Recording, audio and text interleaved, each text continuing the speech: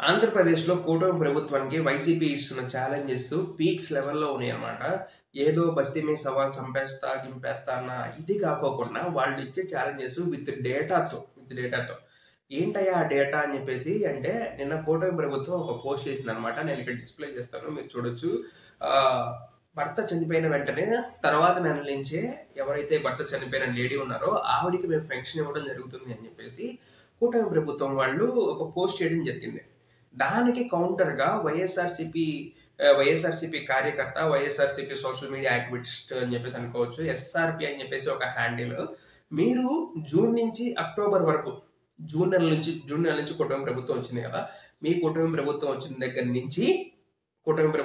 దగ్గర నుంచి అక్టోబర్ 31 వరకు కూడా ఎవరికైనా సరే మీరు పెన్షన్స్ ఇస్తున్నట్టు చూపిస్తే వీటిని ఫోర్స్ పెన్షన్స్ అని చెప్పేసి పిలుస్తారు. ఫోర్స్ పెన్షన్స్ భర్త చనిపోయిన తర్వాత భార్యకి లభించే పెన్షన్ అన్నమాట. ఎవరికైనా పెన్షన్స్ ఇస్తున్నట్టు చూపిస్తే అరగుండు కొట్టించుకొని తిరుగుతాం మా వైసీపీ కార్యకర్తలు అని చెప్పేసి తను పోషించింది. తనకు కూడా తిరుగుతానని చెప్పేసి చెప్పలేదు. వైసీపీ కార్యకర్తలు అని చెప్పేసి చెప్పాడు. అంటే తను ఎంత కాన్ఫిడెంట్ గా ఉన్నాడో చూడండి. యాక్చువల్‌గా తను చెప్పిన మాట నిజం అని చెప్పేసి చెప్పడానికి చాలా ఎవిడెన్సెస్ ఉన్నాయన్నమాట. నేను వే2 న్యూస్‌లో వచ్చిన దాన్ని డిస్‌ప్లే చేస్తాను ఇక్కడ. చూడండి. అనగాని సత్యప్రసాద్ గారు స్పౌస్ పెన్షన్స్ ఎవరైతే భర్త చనిపోయిన ఒంటరి మహిళలు ఎవరైతే ఉన్నారో వాళ్ళకి మేము స్పౌస్ పెన్షన్స్ ఇస్తున్నాం అని చెప్పేసి చెప్పాడు. ఎప్పటి నుంచి చెప్పాడు అది కూడా అక్కడ మీరు క్లారిటీగా చూడండి. నవంబర్ నుంచి డిసెంబర్ 31 వరకు ఉన్న 5,304 మంది పెన్షన్స్ మేము గుర్తించాం అని చెప్పేసి ఆయన చెప్పడం జరిగింది అనగాని సత్యప్రసాద్ గారు. మరి జూన్ నుంచి అక్టోబర్ 31 వరకు చేసిన పెన్షన్స్ పరిస్థితి ఏంటి? వాళ్ళకి ఏ పెన్షన్స్? వాళ్ళకి కూడా ఇవ్వాలి కదా! మీరన్నట్టుగానే జూన్ నుంచి అక్టోబర్ 31 వరకు కూడా చనిపోయిన మహిళలకి ఎవరైతే చనిపోయిన మహిళలు అదే మహిళల భర్తలు ఉంటారో వాళ్ళ భర్తలు చనిపోయినప్పుడు ఈ మహిళలకి కూడా పెన్షన్స్ రావాలి కదా! మరి వాళ్ళకి ఎందుకు ఇవ్వట్లేదు? ఇవ్వాలా కదా! కరెక్టే కదా! ఇట్లా ఒక్కదాని దాన్ని ఎప్పటికప్పుడు కూడా వైఎస్ఆర్‌సీపీ అంతకుముందులా లేదు. వీళ్ళేదో మీరు బురద జల్లితే ఆ బురద తీసుకొని అట్లాగే ఉంచుకోవడానికి లేరు. విత్ డేటాతో కూడా ఎప్పటికప్పుడు ఇచ్చేయడానికి రెడీగా ఉన్నారనమాట. ఇలా ఇదొక్కటనే కాదు చాలా నడుస్తున్నాయి. నిన్న ఒకటి ఇది కాకుండా వీళ్ళు టాపిక్ డైవర్ట్ చేయడానికి ఇంకొకటి సోర్సెస్ లేకుండా ఐటీడీపీ వాళ్ళు పెట్టారనమాట. ఆంధ్రప్రదేశ్లో జగన్మోహన్ రెడ్డి కుటుంబం 8 లక్షల కోట్ల రూపాయలు మింగేశారు. 8 లక్షల కోట్ల రూపాయలు అని చెప్పేసి ఒకటి ప్రెజెంట్ చేశారు. దానికి ఎక్కడ కూడా ఎంత చిన్న సోర్స్ కూడా వాళ్ళు మెన్షన్ చేయలేదు.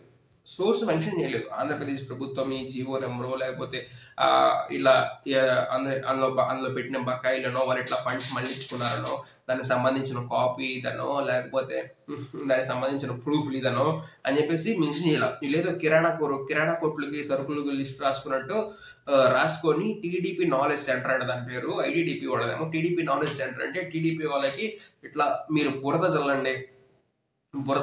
ఆంధ్రప్రదేశ్ జనాలు ఎర్రి పప్పలు ఏది చెప్పినా సరే బాబు గారు విజనరీగా అంటే నమ్మేస్తారు అని చెప్పేసి వీళ్ళ ఇది అనుకుంటున్నారు ఏమో కూడా అర్థం కావట్లేదు అనమాట. టీడీపీ నాలెడ్జ్ సెంటర్ అంటే చూడండి వాళ్ళు అసలు ఎన్ని రాశారు. కిరాణా కొట్లు సరుకులు రాసినట్టు రాసి లాస్ట్ లో మొత్తం ఇంత అయింది బిల్ అని చెప్పి రాస్తారు కదా. అట్లా సోర్స్ మెన్షన్ చేసి జగన్మోహన్ రెడ్డిని తీసుకెళ్లి లోపల ఏంటారు అని చెప్పేసి కింద టీడీపీ వాళ్ళే కామెంట్లు పెడుతున్నారు. అప్పుడు ఎక్పోఫుల్ నుంచి ఇప్పుడు నిన్న అదానితో పవర్ అగ్రిమెంట్ కానీ లేకపోతే ఇప్పుడు మీరు చేసిన దానికి కానీ ప్రతి ఒక్క దానికి కూడా సోర్స్ లేకుండా టీడీపీ అంటే నాలెడ్జ్ లేని పార్టీ ఏను ముద్రగాళ్ళు లేకపోతే ఏది పడితే అది ఎలిగేషన్ చేసే పార్టీ అనేది మీరే ప్రూవ్ చేసుకుంటారు. వైసీపీ అంటే నాలెడ్జ్ ఉన్న పార్టీ విత్ డేటాతో మాట్లాడతారు అని చెప్పేసి ఉన్న పార్టీగా కనిపిస్తుంది. సోషల్ మీడియాలో కనిపిస్తుంది. లేకపోతే చంద్రబాబు నాయుడు గారి స్పీచ్ చూడొచ్చు. చంద్రబాబు నాయుడు గారి స్పీచ్ లో ఎక్కడ కూడా ఈ డేటా కాగ్ రిపోర్టు ఇది నీతి ఆయోగ్ రిపోర్టు ఉండవు. నిన్న ఏదో నీతి ఆయోగ్ రిపోర్ట్ అన్నారు కానీ అది ఎంతవరకు నిజమో తెలియదు. ఎందుకంటే అంతకుముందు నీతి ఆయోగ్ రిపోర్టే అంతకుముందు నీతి ఆయోగ్ రిపోర్ట్ చాలా బాగా ఇచ్చింది అనమాట. మరి అదే నీతి ఆయోగ్ రిపోర్ట్ అయినప్పుడు జగన్మోహన్ రెడ్డి పరిపాలన బాగుంది, ఆ అప్పులు డెప్స్ అన్ని కూడా కరెక్ట్ గా ఉన్నాయని చెప్పేసి నిర్మలా సీతారామన్ గారు కూడా ఇవ్వడం జరిగింది.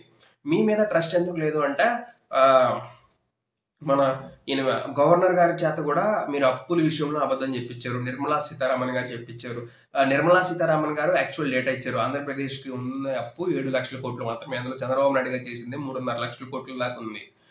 మిగిలింది జగన్మోహన్ రెడ్డి గారు చేశారు. జగన్మోహన్ రెడ్డి గారు చేసిన దాంట్లో డెవలప్మెంట్ కనబడుతుంది, పోర్టులు కనబడుతున్నాయి, ఫిషింగ్ హార్బర్లు కనబడుతున్నాయి, మెడికల్ కాలేజ్ కనబడుతున్నాయి, గవర్నమెంట్ హాస్పిటల్స్ కనబడుతున్నాయి, సచివాలయాలు కనబడుతున్నాయి, విలేజ్ క్లినిక్స్ కనబడుతున్నాయి, లైబ్రరీలు కనబడుతున్నాయి, స్కూల్స్ కనబడుతున్నాయి, పిల్లలకి ఇచ్చిన డిక్షనరీలు, ట్యాబులు, ఇళ్ల స్థలాలు, లేకపోతే నవరత్న పథకాలు కనబడుతున్నాయి. ఇంత కనబడుతున్నాయి. మీరు మన అమరావతికి కనీసం ఫేజ్ 1 అనే కంప్లీట్ చేశారా? 2014లో నా రాజధాని డిక్లరేషన్ చేశారు.